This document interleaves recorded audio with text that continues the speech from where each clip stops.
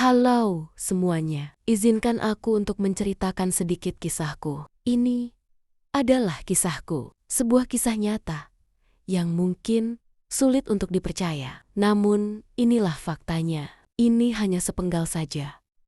Rencananya, cerita ini akan ditulis menjadi sebuah novel, entah novel online atau dibukukan. Yang pasti dalam waktu dekat. Novelnya sudah busa terbit tahun 2000 di bulan Juni, menjadi awal hancurnya kehidupan aku. Peristiwa pahit yang menimpa saat itu membuat aku begitu banyak kehilangan, kesempurnaan fisik, kebahagiaan keluarga, dan yang paling menyakitkan, kehilangan sosok orang sekaligus, pahlawan, panutan, dan cinta pertamaku. Ya, itu ayah. Saat itu, akhir semester, aku masih duduk di kelas 2 sekolah dasar dan baru naik ke kelas 3. Aku cukup pintar di antara teman yang lain dan mendapatkan peringkat ketiga di sekolah. Dengan langkah gembira, aku pulang sambil menenteng buku rapor. Tidak sabar, ingin segera tiba di rumah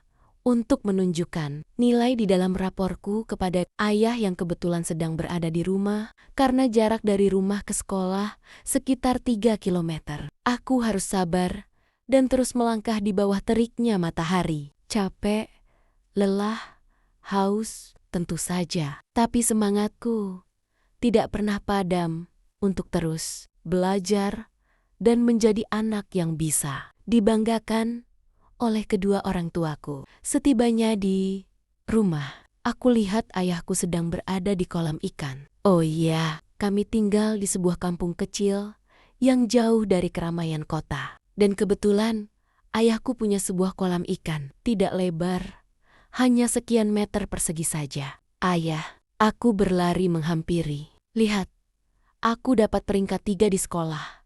Seruku bangga dan sedikit pamer. Ya, namanya juga anak-anak, dapat apa-apa pasti ditujukan kepada orang tua. Apa?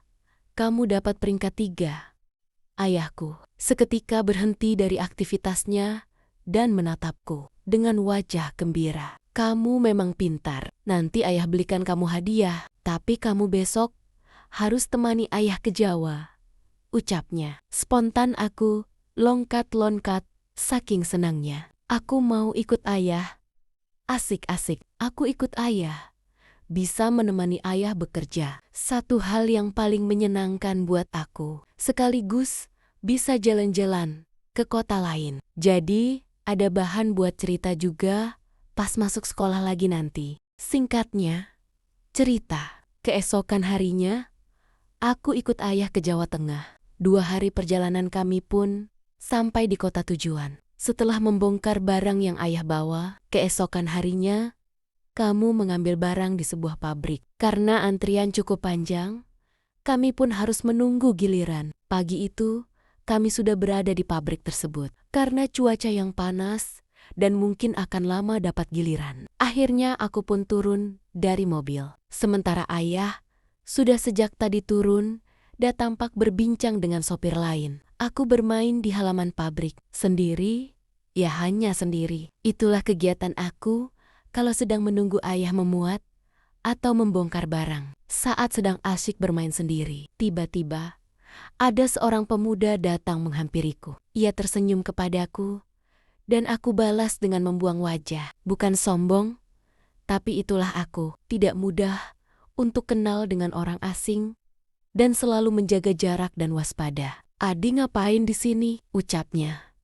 Ramah. Aku tidak menjawab, justru berusaha menjauh. Tunggu, jangan takut gitu dong. Om bukan orang jahat kok. Ucapnya lagi. Entah mengapa, saat itu ada perasaan aneh yang menggelitik pikiranku. Takut, tapi aku sendiri tidak tahu apa yang aku takutkan. Karena takut dibilang tidak sopan. Akhirnya, aku membiarkan pemuda itu mendekatiku dan mulai menjawab apa yang dia tanya. Pertanyaan itu hanya seputar aku aja. Umur berapa? Ara, kelas berapa? Dan kenapa ikut ke situ? Perlahan rasa takut itu hilang. Saat itu aku yakin kalau dia bukan orang yang jahat. Setelah berbincang. "Kamu tunggu di sini ya, Om, ada sesuatu buat kamu."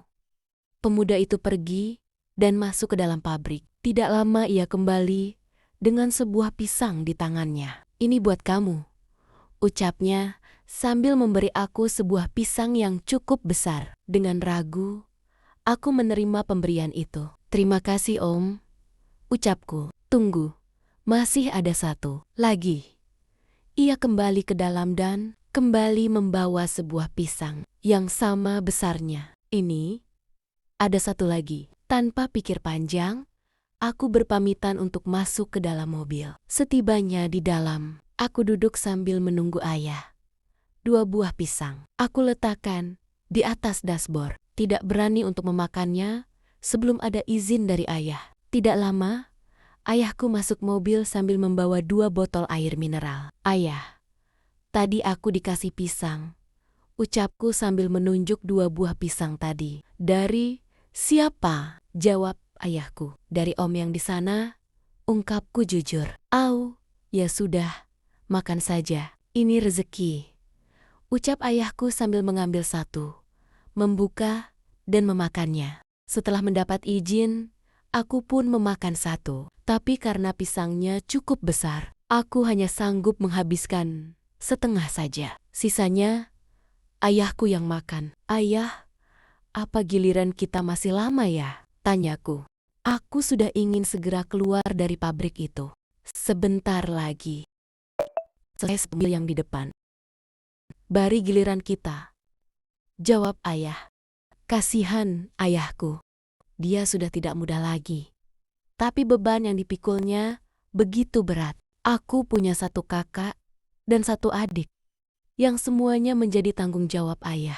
Waktu yang ditunggu pun tiba. Kini giliran ayah yang memuat barang. Siang terus merangkak. Menjelang sore, muat barang pun baru selesai. Sebelum keluar dari pabrik, aku dan ayah menyempatkan diri untuk mandi terlebih dahulu di pabrik, agar tidak harus berhenti lagi mencari tempat mandi, sekalian menghemat uang. Tidak terasa, hari sudah mulai gelap. Pada maghrib, mobil kami baru keluar dari pabrik dan mulai perjalanan menuju kota Jawa Barat, yaitu kota di mana kami tinggal. "Nak, kita makan nanti setelah keluar tol ya," ucap ayahku. "Iya, ayah.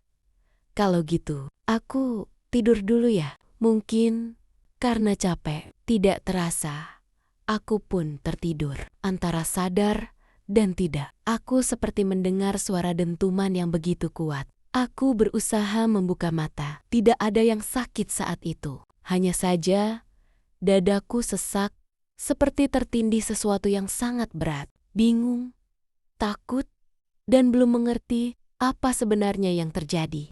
Namun yang pasti, aku tidak bisa bergerak. "Ayah, ayah," aku berusaha memanggil ayah. Namun tidak ada jawaban. Aku merasa tempat itu begitu sunyi. Tiba-tiba, aku melihat sosok kakek berjubah putih melayang entah dari mana. Sosok itu membawaku keluar dari himpitan yang aku rasa. Aku seperti melayang, dan setelah itu, aku tidak tahu lagi apa yang terjadi. Saat aku tersadar, aku merasakan tubuhku kebas, badanku gatal, dan tenggorokanku sangat kering. Hal pertama yang kucari adalah air. "Air, haus," gumamku lemah. Sekilas aku melihat seorang suster sedang menggunting pakaianku. Setelah itu, semuanya kembali gelap. Aku tidak ingat apa-apa lagi. Entah berapa lama aku tidak sadarkan diri. Yang kuingat, saat kembali sadar, aku sudah berada di dalam ambulans. Di sana ada bibi dan pamanku, juga seorang dokter. "Neng, kamu sudah sadar," ucap bibiku dengan suara serak. Aku hanya diam, tidak ingin mengatakan apa-apa. Saat itu, aku hendak dipindahkan ke rumah sakit di kota Jawa Barat, agar tidak terlalu jauh dari rumah. Saat tiba di sana, aku merasa ada yang aneh dengan jerak-gerik keluargaku. Namun, tidak ada satupun yang memberitahuku tentang kondisi ayah. Mereka hanya mengatakan bahwa ayahku juga sedang mendapatkan perawatan medis, tetapi di rumah sakit yang berbeda, dan aku mempercayainya. Bibi, paman, dan keluarga lain datang menjenguk secara bergantian. Namun, ibuku belum juga datang. Baru keesokan harinya, ia muncul, entah dari mana. Ia menangis histeris saat melihat kondisiku, tapi aku tidak melihat ketulusan dalam dirinya. Aku dirawat di rumah sakit itu. Dari hasil pemeriksaan, dokter menyatakan bahwa kedua kakiku mengalami retak tulang yang cukup serius. Saat itu, hanya satu keinginanku, melihat kondisi ayah. Hingga suatu hari, entah karena tidak sengaja atau apa, bibiku yang paling bungsu mengatakan bahwa ayahku tidak selamat dalam peristiwa itu. Ia meninggal di tempat kejadian. Duniaku terasa runtuh. Harapan untuk hidup dan sembuh hilang seketika. Aku benar-benar tidak bisa menerima kepergian ayahku. Aku tidak rela melepasnya. Dunia terasa sangat tidak adil. Namun, akhirnya aku sadar, hidupku harus terus berlanjut. Aku seperti dipaksa dewasa sebelum waktunya. Kehilangan ayah adalah hal yang sangat berat. Entah bagaimana nasibku setelah ini, pikirku saat itu. Saat ayahku masih ada, ibuku sering pergi dari rumah ketika ayah bekerja.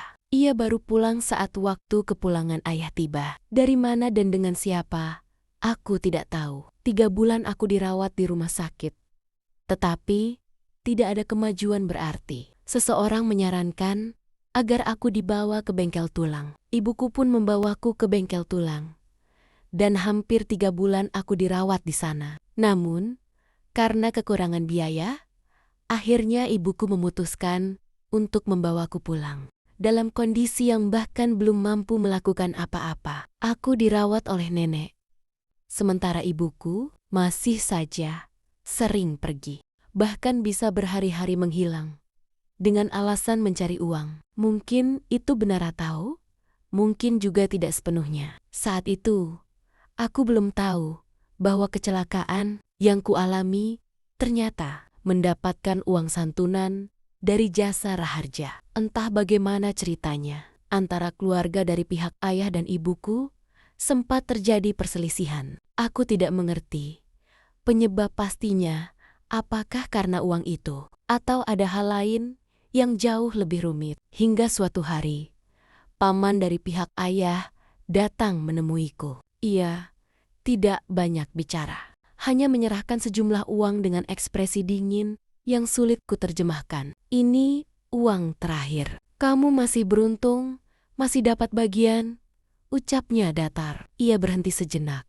lalu melanjutkan dengan nada yang membuat dadaku sesak. Kamu itu bukan anak kandung kakakku. Kamu dan adikmu hanya anak angkat. Apa? Dunia seakan berhenti sesaat. Kata-katanya terdengar seperti lelucon yang kejam, tapi tatapannya tidak menunjukkan sedikit pun candaan. Itu nyata. Itu benar. Aku dan adikku hanyalah anak angkat. Rasanya begitu tidak manusiawi mengatakan hal seperti itu saat keadaanku masih terbaring lemah. Bahkan untuk sekadar bangkit pun sulit. Namun kenyataan tetaplah kenyataan. Sebuah fakta yang tak bisa kutolak.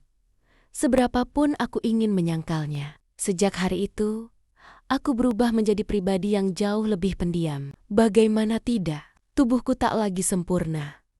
Dan kini, aku harus menerima kenyataan bahwa aku bukanlah anak kandung dari orang yang selama ini kupanggil ayah. Namun, kenyataan itu belumlah yang paling menyakitkan. Ada satu fakta lain yang jauh lebih mengejutkan. Ternyata, ayahku selama ini juga hanyalah korban kebohongan. Ibunya nenekku pernah berpura-pura hamil demi suatu tujuan yang tidak pernah benar-benar aku pahami. Dan untuk mempertahankan kebohongan itu, ia rela mengambil anak orang lain, menggantikannya sioluyala darah daging sendiri. Anak itu adalah aku dan adikku. Sejak saat itu, satu pertanyaan terus menghantuiku. Jika aku bukan anak mereka, lalu sebenarnya aku ini siapa Dan dari mana ibuku mendapatkan kami berdua? Kisah itulah yang akan kuceritakan lebih jauh. Sebuah rahasia